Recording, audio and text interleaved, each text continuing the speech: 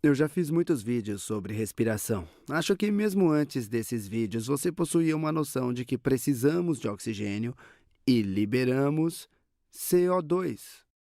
Precisamos de oxigênio e liberamos CO2. Se você assistiu aos vídeos sobre respiração, sabe que precisamos do oxigênio para metabolizar nossa comida, para transformar a comida em ATPs, que podem realizar outros tipos de funções celulares ou outra coisa que tenhamos que fazer, nos mover, respirar, pensar, enfim. E que, através do processo de respiração, quebramos aqueles açúcares e liberamos CO2. Então, nesse vídeo, eu quero dar um grande passo para trás e pensar sobre como nós obtemos o oxigênio para o nosso corpo e como o liberamos de volta no ar. Outra maneira de pensar nisso é como nós nos ventilamos, como deixamos o oxigênio entrar e fazemos o CO2 sair. E acho que qualquer um de nós poderia, pelo menos, começar esse vídeo. Isso começa tanto no nariz como na boca. Tenho sempre o nariz entupido, então eu tenho que usar minha boca para respirar. Eu durmo com a boca aberta, mas isso sempre começa no nariz ou na boca. Vou desenhar alguém com um nariz e uma boca. Então, digamos que essa é uma pessoa que pode ser eu, com a boca aberta para que consiga respirar. Os olhos não são tão importantes, mas apenas para você saber que isso é uma pessoa. Então, essa é a minha cobaia, ou a pessoa que eu vou usar para esquematizar. A orelhinha aqui, vamos colocar, sei lá, um pouco de cabelo, né? Tudo isso é irrelevante, mas esse é o nosso cara. Esse é o cara que vai nos mostrar como obtemos ar e como nós tiramos o ar do corpo. Então, vamos olhar dentro desse cara.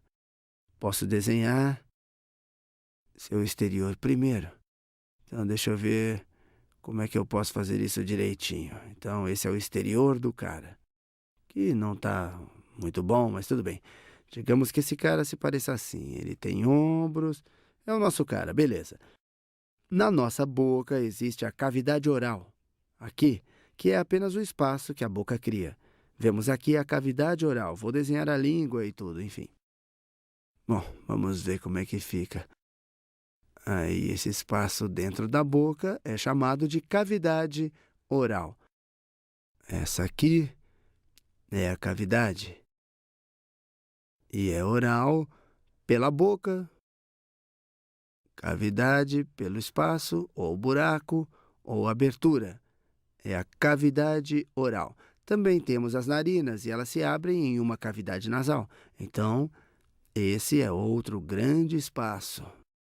Sabemos que eles vão se conectar por trás do nariz ou por trás da boca. Essa passagem bem aqui, essa passagem aqui onde eles se conectam, é chamada faringe. Faringe. Quando o ar atravessa o nariz, ou quando respiramos pelo nariz, provavelmente ele é filtrado pelos pelos do nariz e é aquecido. E por que não? Você pode respirar por ambos os lados. O ar tanto passa pela cavidade nasal, como pela oral. E então volta pela faringe. E então a faringe divide-o em dois canos. Um para o ar, que pode ir também pelo outro, mas o outro é para a comida. Então, sua faringe é dividida. Atrás você tem o seu esôfago.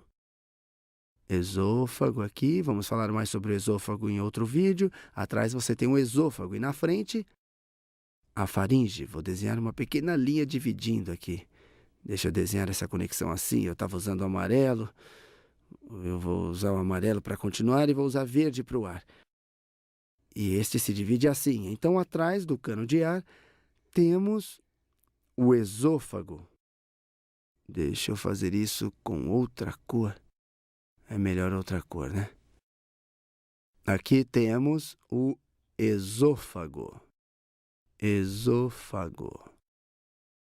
E então, bem aqui está a laringe. Laringe. E eu vou dar atenção à laringe. Esôfago é por onde desce a sua comida. Nós sabemos que também comemos com a boca. Ali onde queremos que a nossa comida desça, se chama esôfago. Mas o foco desse vídeo é nossa ventilação. O que fazemos com o nosso ar? Eu vou focar em como o ar atravessa a laringe. E a laringe é também nossa caixa de voz. À medida que você me escuta falar, existem essas coisinhas bem aqui que estão vibrando nas frequências certas e eu sou capaz de dispor do som com a minha boca para fazer esse vídeo. Ela é também a caixa acústica, mas eu não quero focar nisso agora. Ela é chamada de caixa de voz por toda essa estrutura anatômica que é mais ou menos assim. Mas depois que o ar passa pela laringe, e esse é o caminho de entrada, ele vai para a traqueia, que é essencialmente um cano para o ar. Ela é mais ou menos assim. O esôfago é o cano para a comida. Vou escrever isso aqui.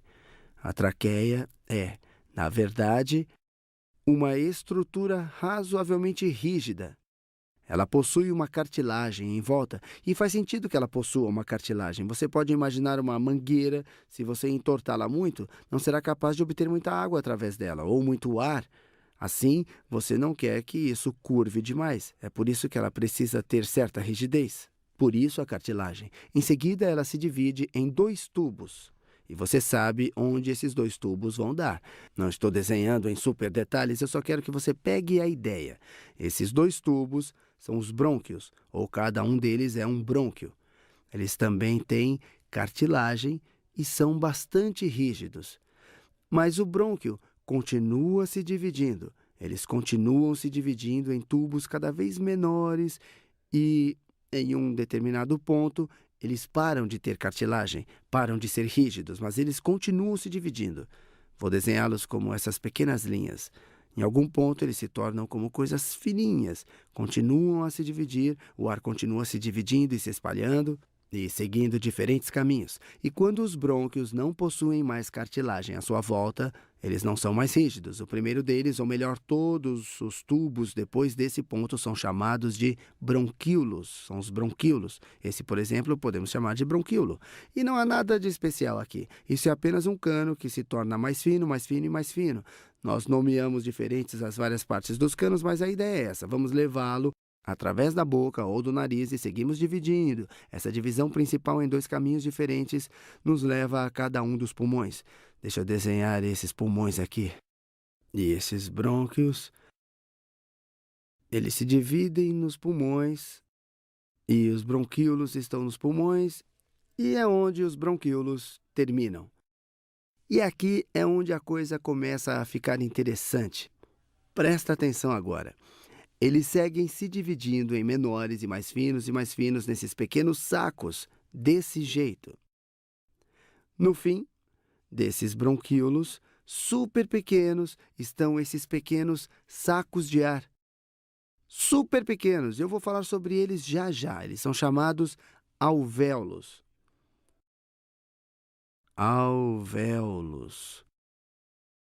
Eu usei muitas palavras especiais, mas a ideia geral é simples. O ar entra através de um cano, esse cano se torna fino e mais fino e termina nesses pequenos sacos de ar. E então, como esse cano traz o oxigênio para o meu organismo?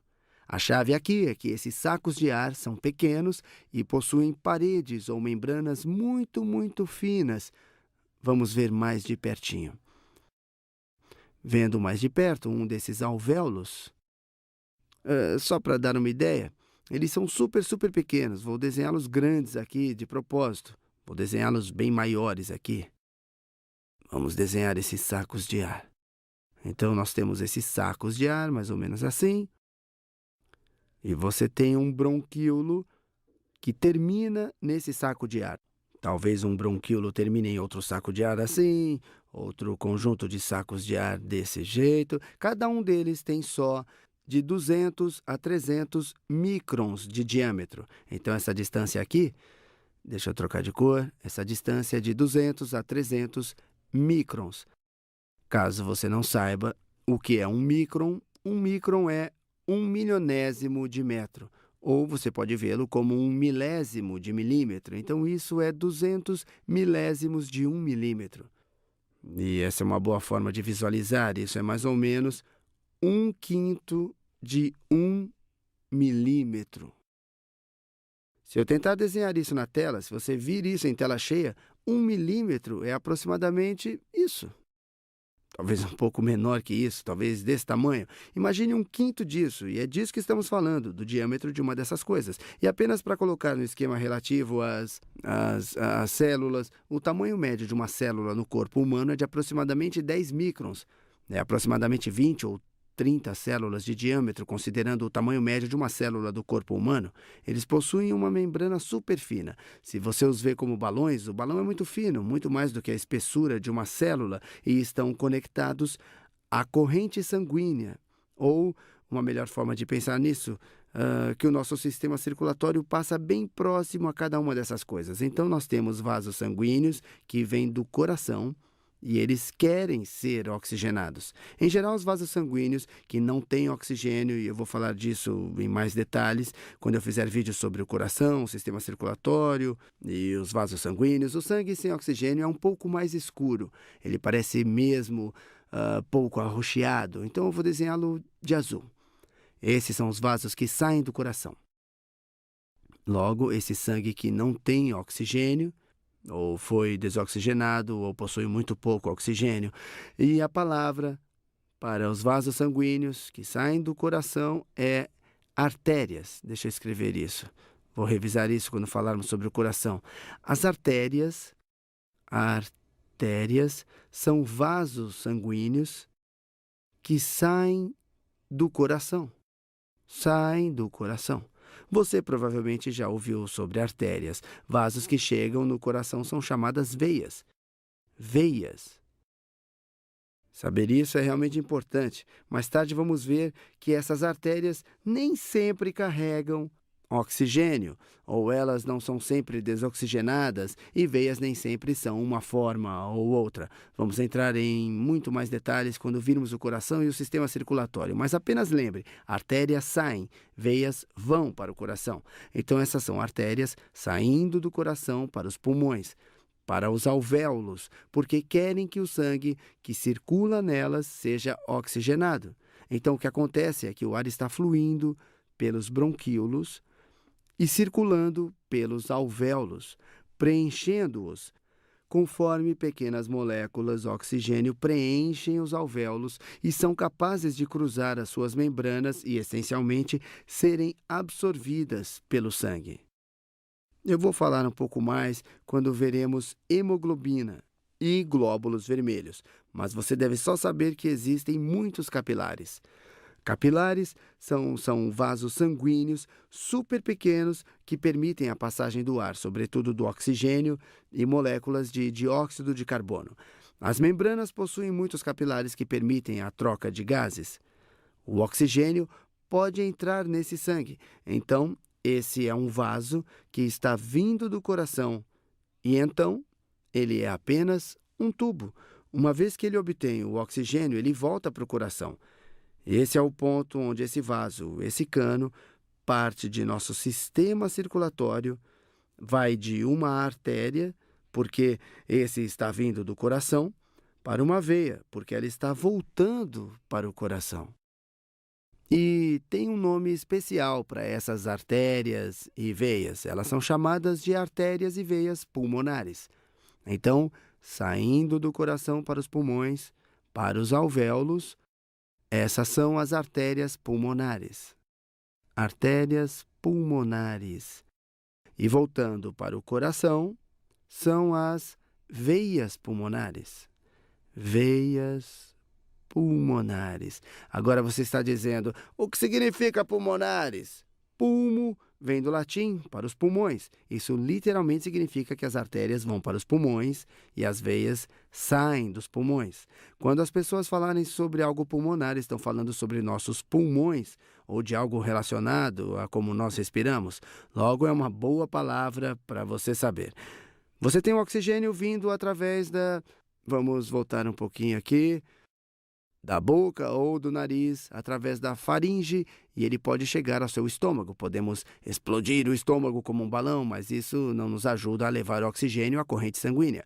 O oxigênio virá através da laringe para a traqueia, para o brônquio e, eventualmente, nos bronquíolos, terminando nos alvéolos, sendo capaz de ser absorvido nas artérias e em seguida voltando e então essencialmente oxigenando o sangue. Os glóbulos vermelhos são vermelhos, pois a hemoglobina se torna bem vermelha ou escarlate quando possui oxigênio e então nós voltamos.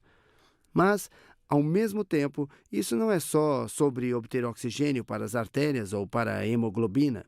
É também sobre a liberação de dióxido de carbono. Então, as artérias azuis, vindas dos pulmões, estão indo liberar dióxido de carbono no alvéolo. E isso vai ser exalado, temos o oxigênio entrando. Outras coisas vão entrar, mas o O2 é o que será absorvido no alvéolo. E então, quando você expira, teremos o dióxido de carbono que estava no sangue e que não será absorvido no alvéolo, mas espremido para fora. Eu já vou dizer já como ele é espremido. É que essa expulsão, quando o ar sai, ele pode fazer vibrar as cordas vocais e isso nos permite falar. Mas eu não vou entrar em muitos detalhes agora. A última coisa a considerar sobre todo esse sistema pulmonar ou sobre os pulmões é como isso força o ar para dentro e como isso força o ar para fora. A forma com que isso é feito é, na verdade, um tipo de bomba ou de balão. Temos essa grande camada de músculos horizontais. Eu vou escolher uma cor boa aqui. Logo abaixo dos pulmões, que chamamos de diafragma torácico. Bem aqui, essa cor bonita, é o diafragma torácico. Diafragma torácico. Quando ele está relaxado, tem um formato arqueado e os pulmões são espremidos. Eles não têm um volume muito grande, mas quando eu inspiro, o que acontece é que esse diafragma torácico se contrai e se torna menor, mas abre. E isso é importante. O espaço onde estão os pulmões. Então, os pulmões podem preencher esse espaço. Então, o que ele faz essencialmente é puxar um grande balão, tornando maior o volume dos pulmões. Quando você permite aumentar o volume dos pulmões, eles vão se tornar mais largos à medida que meu diafragma torácico é contraído e se arqueia para baixo, criando mais espaço. E à medida que o volume se torna maior, a pressão dentro deles diminui. Se você se lembrar da física, a pressão vezes o volume é uma constante. Quando inspiramos, o cérebro está dizendo para o nosso diafragma se contrair. Então, o diafragma contrai. Temos mais espaço em torno dos pulmões. Os pulmões expandem para preencher o espaço. Temos menos pressão dentro do que fora, ou você pode ver isso como pressão negativa.